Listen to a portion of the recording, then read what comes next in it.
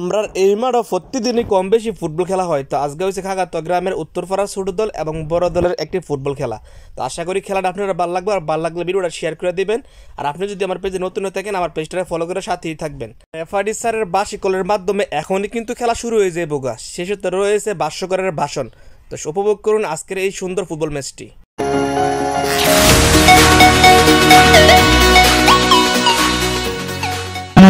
Senior একাদশের সীমানায় বল চলে গেল মাঠের বাইরে। থ্রোয়িং সিনিয়র একাদশের অনুকূলে। থ্রোয়িং থেকে আবারও খেলা শুরু।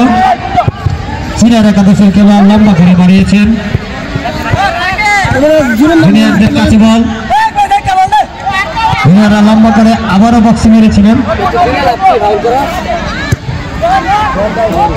ইতিমধ্যে আমাদের মাঝে উপস্থিত হয়েছেন সালাম স্যার, তাকে কিন্তু আমরা সাদর সম্ভাষণ জানাচ্ছি।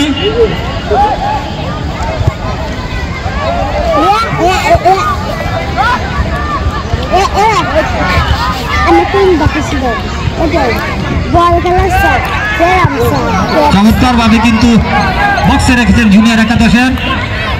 ভুল করেছেন জুনিয়র একাদশের খেলোয়াড়রা, কিন্তু আজকে খেয়ে হারিয়ে ফেলেছেন। খুঁজে পাচ্ছেন না, মেলে ধরতে পারছেন না মাঠের মধ্যে। ফুটবলের মধ্যমণি হিসাবে যেটি পরিচিত মধ্যমাঠ জুনিয়র, সেক্ষেত্রে সিনিয়র একাদশ কিন্তু মধ্যমাঠ নিজেদের দখলে রেখেছেন।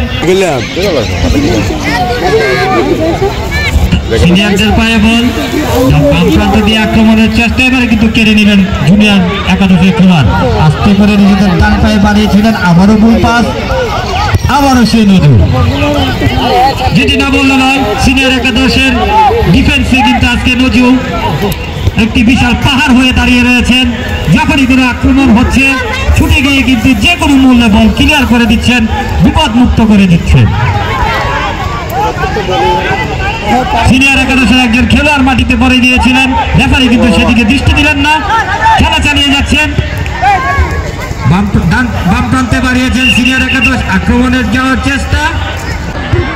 সিনিয়র মারছেন একবার, জুনিয়র মারছেন একবার। মাঝ মাঠে বল, জুনিয়রদের অনুকূলে। ডান প্রান্তে বাড়িয়েছিলেন, কিন্তু কিছু করার নেই। আবারও সেই সিনিয়র একাদশের ডিফেন্ডার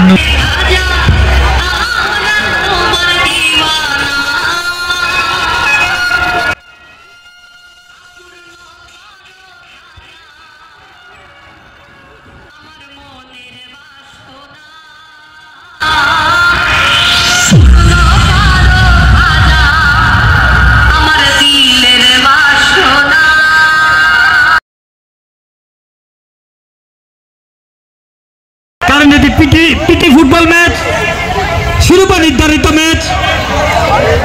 এখন কিন্তু ট্রফি বিতরণ হবে এবং ট্রফি বিতরণের জন্য আপনারা সুযোগ করে দেন। সমস্ত বাচ্চাদেরকে বলছি তোমরা মাঠের বাইরে চলে যাও বাবারা, পুরস্কার বিতরণই চলবে।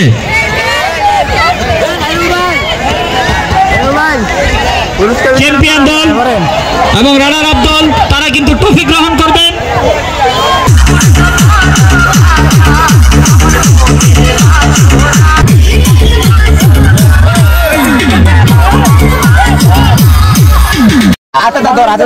জুনিয়ররা